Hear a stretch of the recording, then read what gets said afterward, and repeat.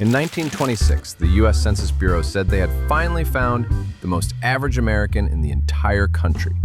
Not a guess, not a type, a real person whose life matched the national averages almost perfectly.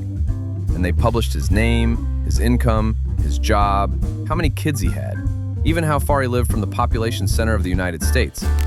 This wasn't a metaphor. They literally said, "This is what average looks like." I'm sure his mother was so proud. Let's meet him and see how things compare today. This is Hidden Lens History, bringing the past back into focus. His name was Cecil Alfred Johnson. He was 26 years old, living in Whitehall, Indiana. According to the census figures in the paper, his measurements lined up with the national averages. 5'6", exactly the average height of adult men at the time. 26 years old, right around the median male age.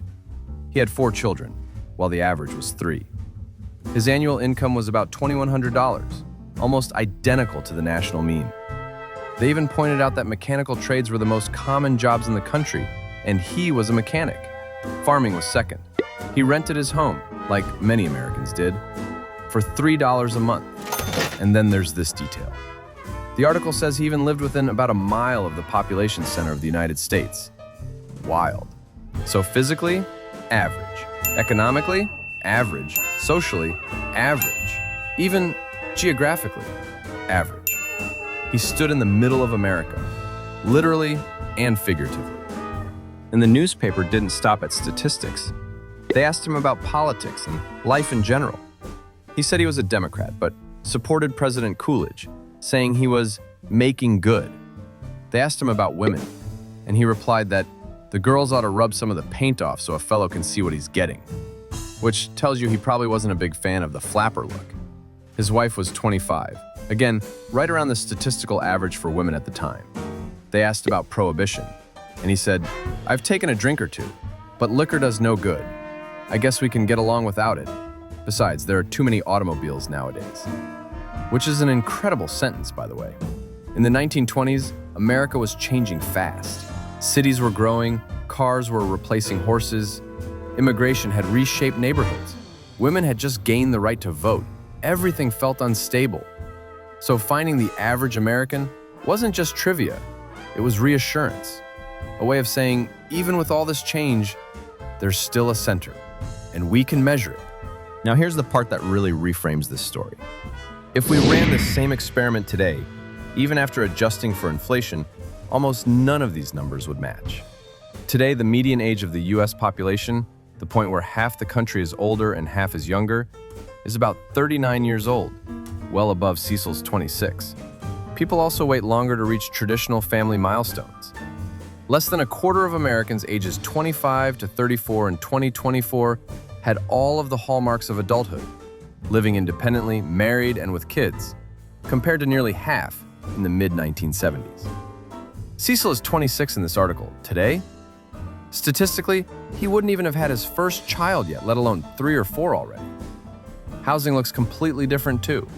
Americans still rent in large numbers, but median gross rent in the US is now over $1,500 a month, a far cry from $3 that Cecil paid, or even the $30 to $60 AMLI offers as a statistic for the year. Income has changed just as dramatically.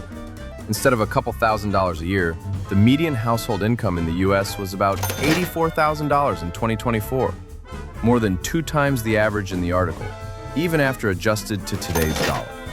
Work has also shifted. Mechanical trades and farming are no longer the largest job categories. Instead, the largest shares of American workers are in service and care-oriented industries, and agriculture makes up only a tiny slice of employment today. Even the geographic middle of the country has moved. The population center of the United States, the point where the country would balance if every person weighed the same, has shifted nearly 400 miles southwest since the 1920s, and now lies in Missouri. So when we compare Cecil's life to modern census data, what we're really seeing isn't just different numbers.